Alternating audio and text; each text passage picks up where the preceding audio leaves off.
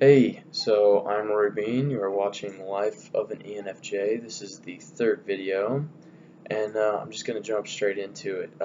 So on the previous video, I took the test. I came up as an ENFJ, no surprise, and I felt like I left you guys high and dry. So I'm going to go through, I'm going to explain what an ENFJ is.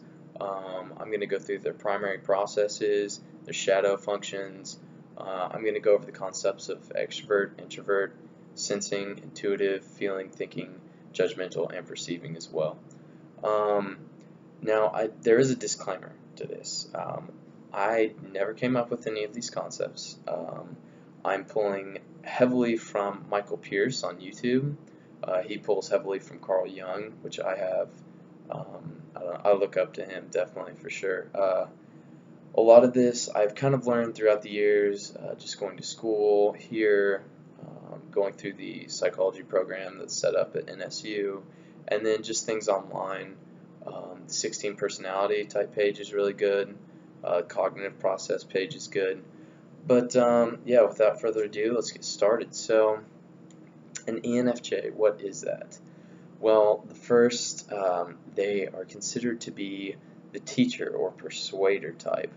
This doesn't necessarily mean their career, but this means their nature. They are naturally, they're just naturally a teacher, if that makes sense. They comprise of, I've seen numbers varying across the board, but it's usually 2.5 to 5% of the population, whether that be U.S. or the world population in general. Let's see. So let's go through what makes up an ENFJ. So first we'll start with extroversion and introversion. We'll talk and discuss what those are.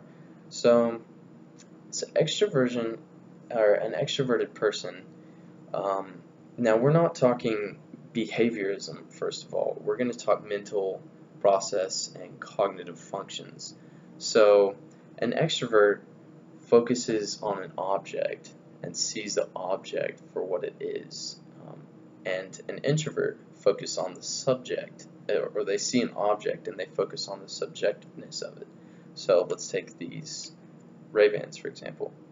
Extrovert sees it, they focus on the object. It's black, shiny right there, it's matte colored right here, it says Ray-Ban. As opposed to the subjective looking of it, they make you look cool. They are kind of dark in nature. They add suspicion or a mysterious kind of outlook when you wear them. Let's see here. Extroversion reacts to outside stimuli, and introversion reacts to the inside stimuli. Okay, with all that being said, an extrovert is like that, an introvert's like that. So an ENFJ, they're extroverted. So we'll move right along to intuitive and sensing now. The best way that I can describe this, and yet again I said I pulled a lot of this from Michael Pierce.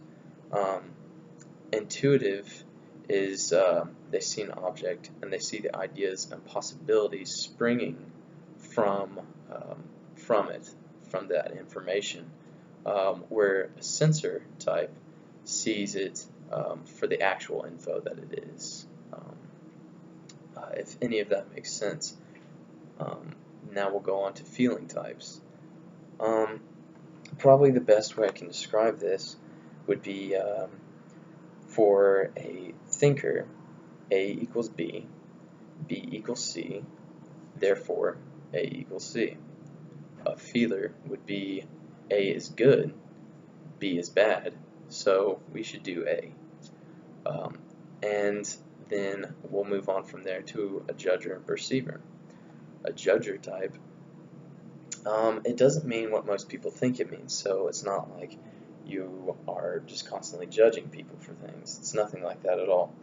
A judger is more organized. A perceiver is more of a go with the flow, if any of that makes sense. Now, it's not saying that any of these traits, that an extrovert can't have moments of being an introvert, or a sensor can't see information and look at the possibilities of it, but it is the preferred. If I'm getting any of that wrong, let me know, because this is a learning process for me as well. Now, since we've defined what those are, and we know that I'm an ENFJ, so extroverted, intuitive, feeling, judgmental, we'll go through the processes, primary processes and the shadow processes. The leading role of the primary process is the extroverted feeling. It connects others, it's good, so it's considered to be social graces. We're good at coordinating, we're good at reading emotions and getting people together. The supporting is introverted intuition, foreseeing implications, transformations, and likely effects. Now this is, they kind of work together, the introverted and the extroverted feeling.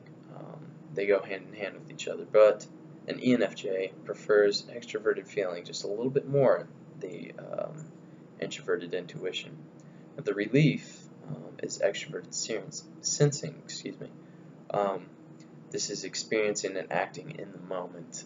We can see things and really get immersed. We just kind of let go of things and become one with the surrounding area. This helps us connect more to social constructs, and if that makes sense at all. The next one, aspirational. We tend to repress this one if we're not familiar with it and we don't know that we do it. This one is introverted thinking, and it's introverted thinking goes through they analyze,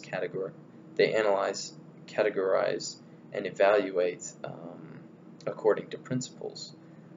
So if you see or hear an ENFJ exaggerate a story, it's not necessarily that they're trying to tell a lie, it's just they're using it to pull more emotions and gather a larger crowd so they can get more of an audience, so they can relay their message in better, with better graces, I guess. But if an ENFJ isn't careful, they, like I said, they repress that, and it can be unhealthy. Now, we move on to the shadow. And shadow is kind of a new concept to me, so I'm trying to learn it as well. But so the shadow is what happens when you're stressed, if that's what I've been led to believe, anyways. And the first one in the shadow for an ENFJ is introverted feeling, valuing and considering importance, beliefs, and worths. The next one below that is extroverted intuition. It is interpreting situations and relationships. Then after that, it's introverted sensing, reviewing, recalling past experiences, excuse me, and seeking detail from those past experiences. And then finally, the devilish type function at the end, extroverted thinking, which is segmenting, organizing for efficiency, and systematizing. Now, I hope this helped describe what an ENFJ actually is, what their process is, what an extrovert, an introvert, a sensor type, and an intuitive type, and a feeling, and a thinker, and a judgmental, and a perceiving type is. If you have any questions, leave something down below. Like I said, thank you for being patient with me, because I'm trying to learn these things as well, more in depth anyways. And I ended with shadow and the primary processes and all of those. I ended with those because I think in videos to come I'm going to go over strengths and weaknesses of ENFJ. I'm going to go over, there's some other things I saw online, very interesting, talking about relationships and their parenthood and their careers and etc. etc. But I think this will lead into that. And then as time progresses for this channel, I think it's just going to become more personal. But for right now, we're going to establish what an ENFJ actually is and continue on that route. So, as always, thanks for watching, guys.